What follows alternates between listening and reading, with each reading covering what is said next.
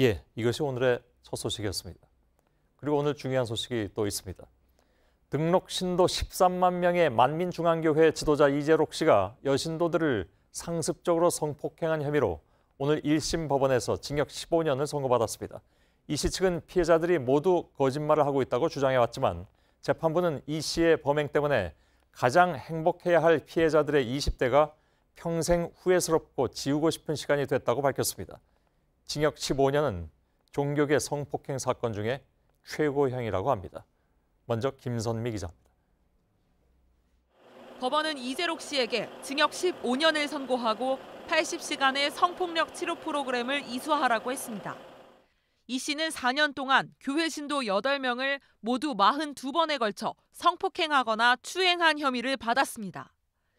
이 중 9번을 제외한 나머지가 모두 유죄로 인정됐습니다. 특히 재판부는 피해자들이 어릴 때부터 성실히 교회를 다녔다고 했습니다.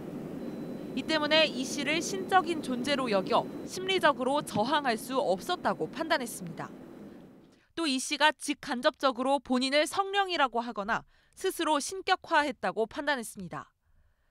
그 결과 피해자들이 성적 행위를 하나님 뜻으로 받아들여 천국에 갈 수 있다고 생각했다는 겁니다.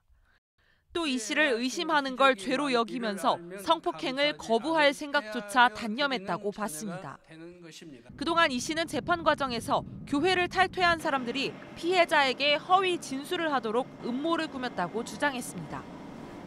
하지만 재판부는 피해자들이 성적 수치심이나 형사처벌의 위험을 무릅쓰고 무고할 만한 사정이나 동기가 없다고 했습니다. 그러면서 가장 행복하게 기억돼야 할 피해자들의 20대가 평생 후회스럽고 지우고 싶은 시간이 됐다고 했습니다. JTBC 김선미입니다. 예, 이재록 씨의 성폭행 의혹을 최초로 고발하고 사건을 추적해온 취재 기자와 판결의 의미를 좀 더 짚어봐야 될 것 같습니다. 최수연 기자가 나와 있습니다. 자, 물론 아직 1심 선고이긴 하지만 15년의 형량이 어떤 의미가 있다고 봐야 될까요?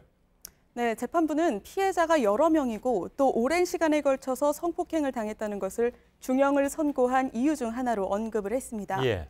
물론 피해자마다 기간은 조금씩 다르지만 짧게는 3년에서 길게는 7, 8년까지 성폭행을 당했습니다. 예. 결국에는 상습성이 인정되면서 형이 높아진 겁니다.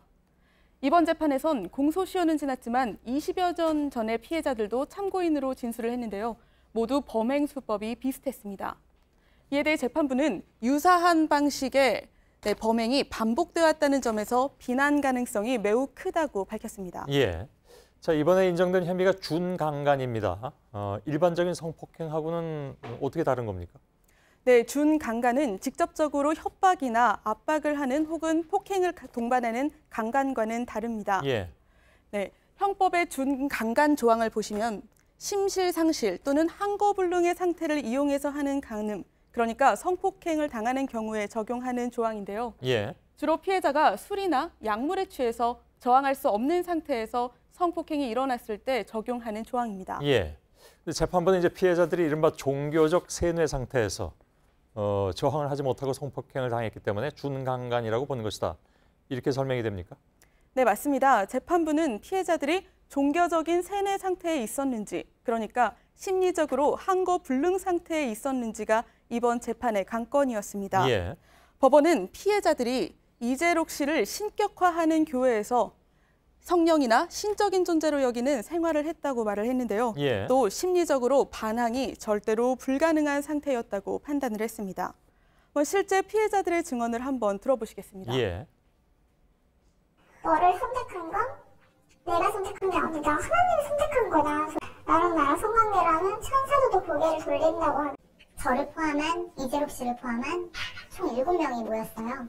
그룹도 했었었고요. 또 다 같이 이제 그러면 만들자. 천국에서도 이런 아름다운 내 항상 로망이었다라는 표현을 했었고. 예.